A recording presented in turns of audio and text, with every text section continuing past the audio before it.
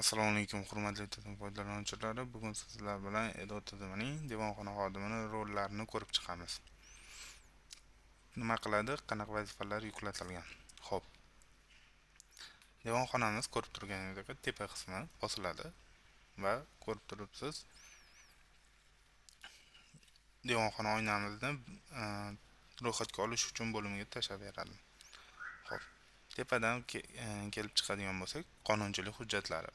Bu yerga prezident hujjatlari, administratsiya rahbarining hujjatlari va vazirlar mahkamasining hujjatlari kelib tushadi. Hujjat raqami bilan qidirish bor va aniq qidiruv bor. Qidirish va tozalash tugmalari mavjud. Xo'p. Keyin kiruvchi hujjatlarimizni hammasi shu yerga kelib tushadi. Hujjatimizda har xil hujjatni raqami bo'yicha chiqish raqami, kalit so'zi, ro'yxatga olgan jurnalimiz, tashkilot nomi, imzolagan shaxslar, hujjatni yaratgan shaxs, qaysi oralig'larda qabul qilgan vaqtlaringiz, holati qanaqa holat imzolangan, rad etilgan, tasdiqlangan. Hop, yillarni tanlasangiz bo'ladi va hujjat turini va hujjat yorliqlarini filtrlab olsangiz bo'ladi. Keyin shu bilan qidirish bosib, shu bo'yicha qancha hujjat qabul qilganingizni hisobotini olsangiz bo'ladi. Xo'p. Keyingi bo'limiz to'g'ridan to'g'ri kelib tushgan bo'limi. Bu yerda ham xuddi shunaqa filtrlarimiz mavjud, tozalash va qidirish. Murojaatlarda ham xuddi shu narsani ko'rib chiqishingiz mumkin.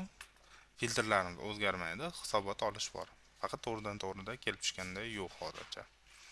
Xo'p, chiquvchi hujjatlarimizda ko'rib turganingizdek chiqish raqami, hujjat raqami barchasi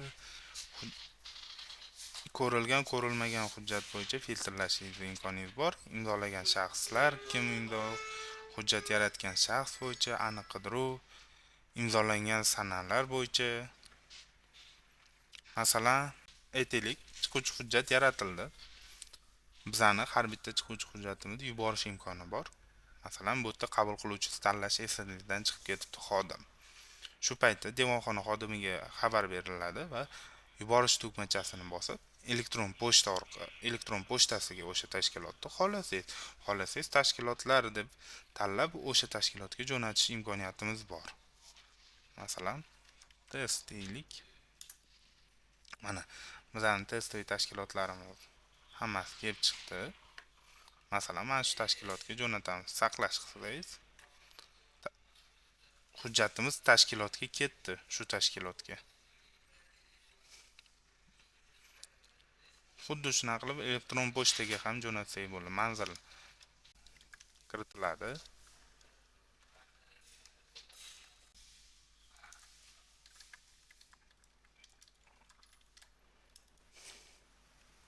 Va enter bosasiz.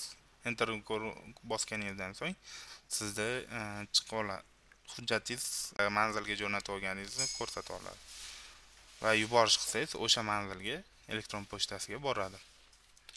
Chiquvchi hujjatingizda faqat mumkin ichki hujjatlar hamma tashkilotingiz tomonidan imzolangan ichki buyruqlaringiz shu yerda turadi. Ichki hujjatlar, bildirgi farqi yo'q. Hamma qabul qilingan hujjatni. Xo'p, ro'yxatga olish uchun ko'rib chiqdik. Ro'yxatga olish uchun murojaat ham xuddi shunaqa. Va arxiv.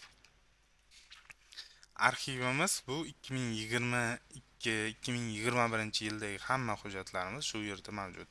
Ko'rib turganingizdek 402 ta hujjat ko'rinib turibdi. Bu 2022-yilning hujjatlari hammasi. Bu haqida ma'lumot ko'chirib olishingiz mumkin.